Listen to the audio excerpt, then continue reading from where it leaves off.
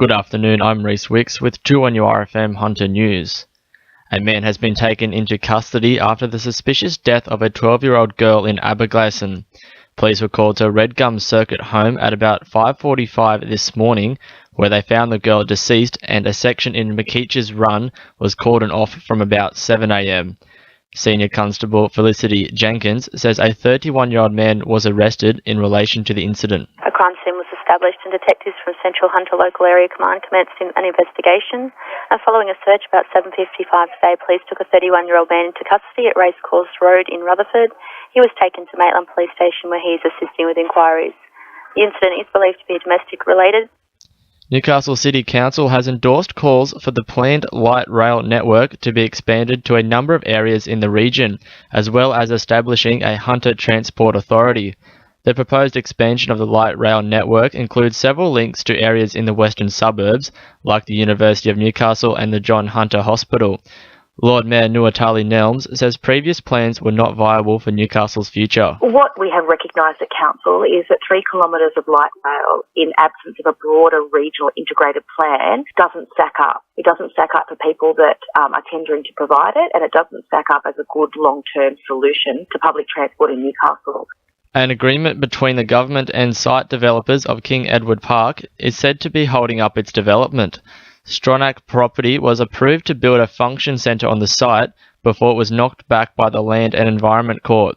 Newcastle MP Tim Crackenthorpe says the hold-ups have gone on long enough. The King Edward Park Reserve needs to be open to the public. It needs to be cleaned up. The government's saying they can't do that because there's an agreement between the proponent and East Street Commercial Stronach Property. We need to know what that agreement is. It needs to be resolved and the reserve open to the public. The Hunter's cold snap could bring snow to the Barrington Tops tomorrow. The cold front arrived yesterday, with overnight temperatures expected to drop to as low as 1 degree in some parts of the region.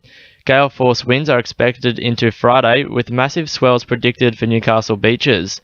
Harry Jacks from the Bureau of Meteorology says snowfall is likely. So we are forecasting the possibility of snow on the Barrington Tops. The air mass is cold enough for snow to form and there is enough moisture. It should only be at tops a centimetre or 2, but because of the cold air mass and the moisture that's in the atmosphere, it is a distinct possibility.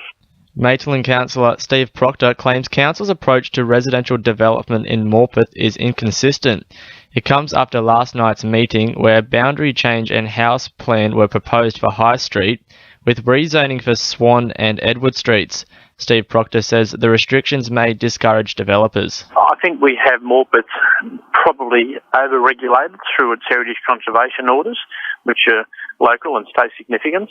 And although it's a very desirable place to live, as what I commented on last night, we make it very difficult.